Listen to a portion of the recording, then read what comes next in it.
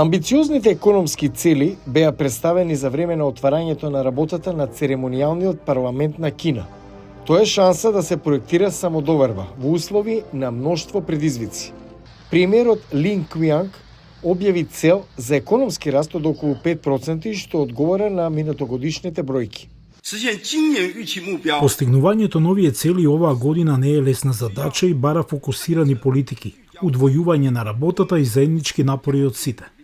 Кинеските лидери го регистрираат најбавниот раст на земјата во последните децении, бидејќи се справуваат со криза со недвижности и забавување на странските инвестиции.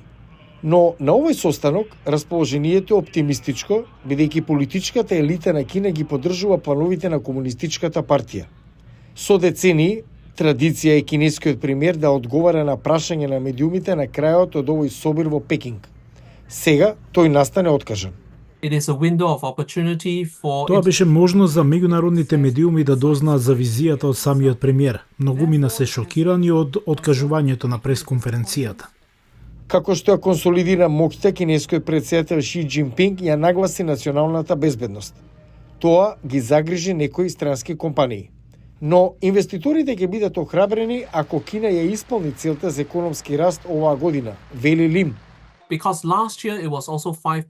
Минатата година исто така има раст од 5%. 2 години поред по 5% значи дека има оддржливо закрепнување во споредба со 2022 година, кога растот беше 3%. Ова е сликата што кинеската влада сака да ја прикаже во јавноста. Кина исто така најави дека ќе ги зголеми трошоците за одбрана за околу 7%, далеку над проекциите за економски раст.